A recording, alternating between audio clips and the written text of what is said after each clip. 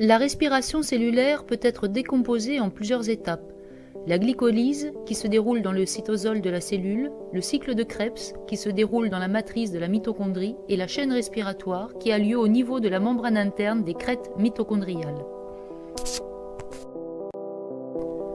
La respiration mitochondriale comprend donc deux étapes.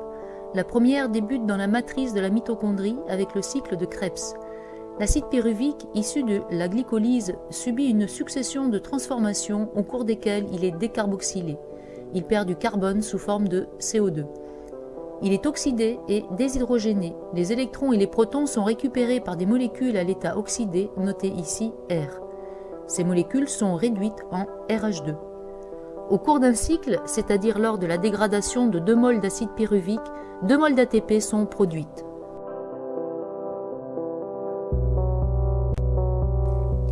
La chaîne respiratoire peut être inhibée par des molécules comme la roténone, extraite des racines de certaines légumineuses et utilisée comme poison de pêche par les Indiens de Guyane.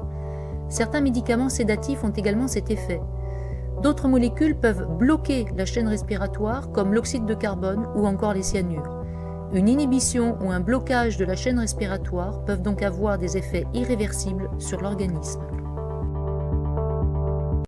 La mitochondrie est délimitée par une double membrane, membrane interne, membrane externe. Dans la matrice de la mitochondrie se déroule le cycle de Krebs.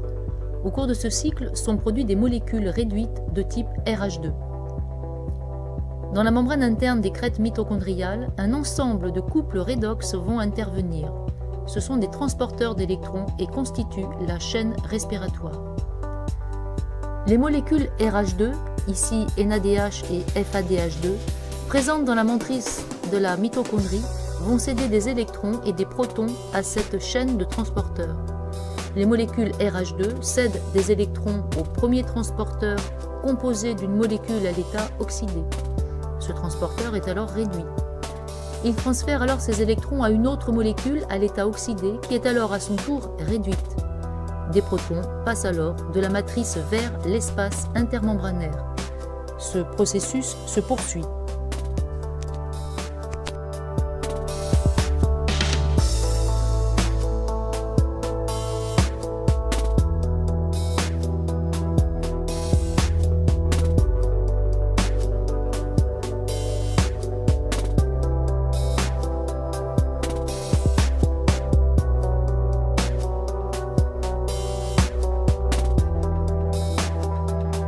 Le dioxygène est l'accepteur final des électrons. Il entre en jeu en dernier. Il se lie également à des protons pour former de l'eau. Le dioxygène passe donc d'un état oxydé à un état réduit H2O. Sans dioxygène, la chaîne est complètement paralysée et les molécules RH2 ne peuvent plus être oxydées et régénérées.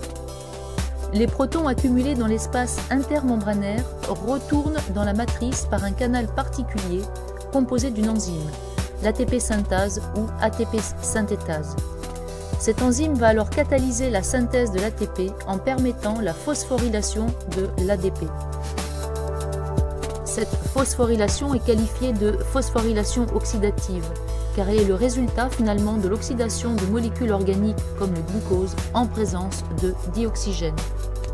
La chaîne respiratoire produit donc 32 moles d'ATP pour 1 mole de glucose consommé. La production d'ATP est capitale pour les cellules.